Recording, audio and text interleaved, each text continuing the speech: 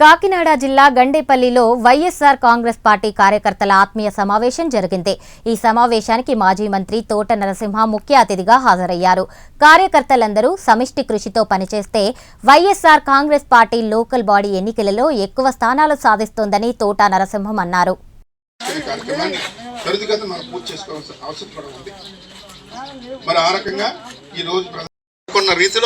పనులు జరుగుతులేదు అన్నది, మరి ఏ రకమైన లబ్ధి జరుగుతున్నది అన్నది ప్రజల్లోకి వచ్చింది. మీకు తెలుసు, మన గ్రామాలు చూస్తూ ఉన్నాం, ఇప్పటికే వ్యతిరేకత కనబడుతూ ఉంది పార్టీ మీద. ఆ మూడు పార్టీల మీద చాలా వ్యతిరేకత వస్తూ ఉంది. దాన్ని దృష్టిలో పెట్టుకుని మన చక్కటి జగన్మోహన్ రెడ్డి గారు పరిపాలన అందించారు. ఎన్నెన్నో కార్యక్రమాలు చేస్తారు. నాకన్నా మీకే బాగా తెలుసు. గత 5 సంవత్సరాలు కూడా మీరు ఇదే పార్టీలో ఉన్నారు, గ్రామాల్లో ఉన్నారు. మీరు అందరూ గ్రామాల్లో జగన్మోహన్ రెడ్డి గారు చేసిన కార్యక్రమాలు అన్నీ కూడా ఎంతో ఇదిగా అప్పట్లో అన్ని రంగాల వారికి చేశారు. ఆయన పార్టీలకు అతీతంగా చేశారు. ఈరోజు అలా లేదు. సాక్షాత్ ముఖ్యమంత్రి చెప్పాడు, వైఎస్ఆర్ పార్టీ వాడికి ఏ పని జరగకూడదని. ఎక్కడ చెప్పరు దేశంలో ఒక ముఖ్యమంత్రి. ఏదో చేయకపోతే చేయవచ్చు, కానీ అంత ఓపెన్గా పబ్లిక్ మీటింగ్లో ఆ రకంగా చెప్పడం అన్నది ఎక్కడ కూడా ఈ దేశ చరిత్రలో జరగలేదు. ఈయనే చెప్పారు అక్కడ, వైఎస్ఆర్ కాంగ్రెస్ పార్టీ వాడు ఎవరికి పనులు చేయకూడదు. మరి జగన్మోహన్ రెడ్డి గారు అలా చెప్పలేదు కదా. పార్టీలకు అతీతంగా ఎవరున్నా సరే, కులం కానీ మతం కానీ ఏ వర్ణం కానీ చూడకుండా ప్రతి ఒక్కరికి ప్రతి సంక్షేమ కార్యక్రమం అందాలి అనేటువంటి విధానంతో పరిపాలించారు. మన గ్రామంలో మీరు చూశారు, చాలామందికి అప్పట్లో తెలుగుదేశం వాళ్ళకి ఇచ్చుంటారు, మీ జనసేన వాళ్ళు కూడా ఇచ్చుంటారు. ఇచ్చాం కదా. ఆ రకంగా ఏది ఇచ్చినా సరే, పెన్షన్ ఇచ్చినా లేకపోతే ఇళ్ళు ఇచ్చినా, ఏది ఇచ్చినా ఒక స్థలం ఇచ్చినా, ఆ రకంగా అన్ని కార్యక్రమాలు కూడా అందరికీ చేసాం అప్పట్లో. అంటే ప్రజలకు మంచి చేయాలనే ఉద్దేశంతో జగన్మోహన్ రెడ్డి గారు చేసిన కార్యక్రమాలు ఇవి. ఆ రకంగా ఆయన అన్ని కార్యక్రమాలు చేసుకెళ్ళారు. ఎన్నికల్లో మరి ఆ రకంగా తేడా జరిగింది. మనకి ప్రజలకు ఎంతో మంచి చేశారు ఆయన. మరి మనకి ఆ రకమైనటువంటి తీర్పు రావడం జరిగింది మొన్న 2024లో. అయినా సరే మరి ఎక్కడ కూడా మనం వైఎస్ఆర్ కాంగ్రెస్ పార్టీ నాయకులు గతంలో ఏ మాదిరిగా ఉన్నారో ఈరోజు కూడా అదే మాదిరిగా మనం ఓడిపోయినట్టు నిరుత్సాహం లేకుండా ప్రతి కార్యకర్త ప్రతి గ్రామంలోని కూడా అదే రీతిలో ఉన్నారు. జగన్మోహన్ రెడ్డి గారి మీద, వైఎస్ఆర్ పార్టీ మీద అభిమానంతో ఉన్నారు అందరూ కూడా. అదే విధానాన్ని కొనసాగించుకుని వెళ్తే తప్పనిసరిగా రేపు 29లో మరొక్కసారి జగన్మోహన్ రెడ్డి గారు ముఖ్యమంత్రి అయ్యేటువంటి అవకాశం తప్పనిసరిగా ఈ రాష్ట్రంలో వస్తాయి. ఆ రకంగా మరి ఆ దశగా ముందుకెళ్లాలంటే ఇప్పటి నుంచి కూడా పార్టీ పటిష్టంతో ఉండాలి, పార్టీ కార్యక్రమాలు చేయాలి, మరి ప్రతిపక్ష పాత్ర మనం పోషించాలి. ఏదైనటువంటి అరాచకాలు కానీ, ఈ ప్రభుత్వం తప్పుడు మార్గాల్లో వెళ్తున్నటువంటి విధానాన్ని కానీ ఎప్పటికప్పుడు మనం అడ్డుకునే ప్రయత్నం చేయాలి.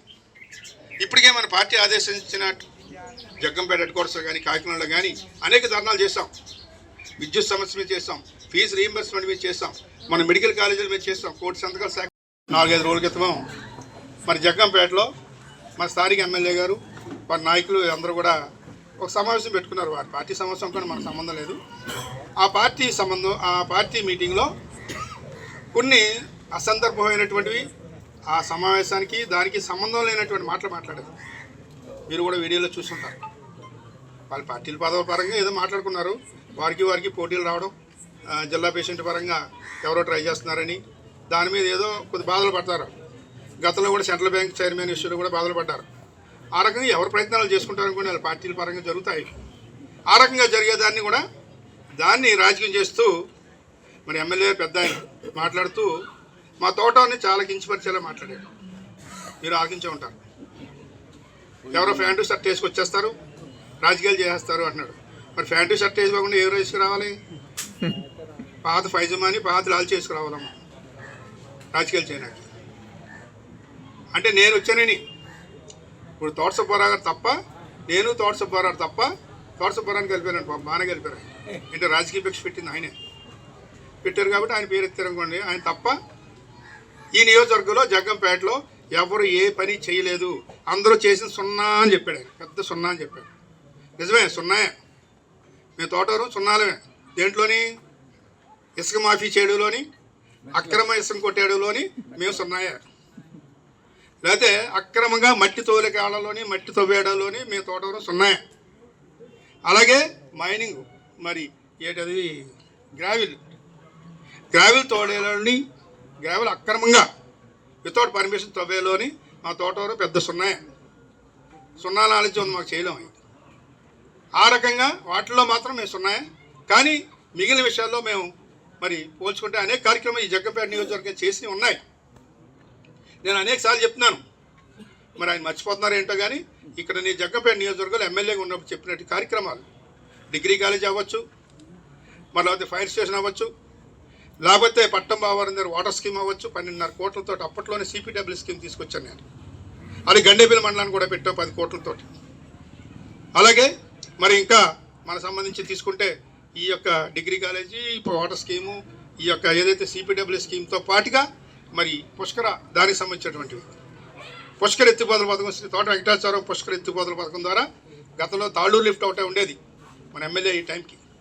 తర్వాత నేను రాజశేఖర రెడ్డి గారిని అడిగి 2 లిఫ్టులు తెచ్చాం, ఎదరంగా తెచ్చామవి, అది ప్రభుత్వ స్కీమ్లో లేవు. మరి మీ మండలానికి సంబంధించినటువంటివే గుర్రంపాలెం, ఎర్రంపాలెం. దాదాపుగా ఆ 2 లిఫ్టుల వల్ల ఈరోజు 29,500 ఎకరాలకి నీరు వస్తూ ఉంది. మరి గతంలో మీకు ఉన్నటువంటి పక్కన ఉన్నటువంటి సూరంపాలెం కానీ, ఎర్లమిల్లి కానీ, మరి నాకింపల్లి,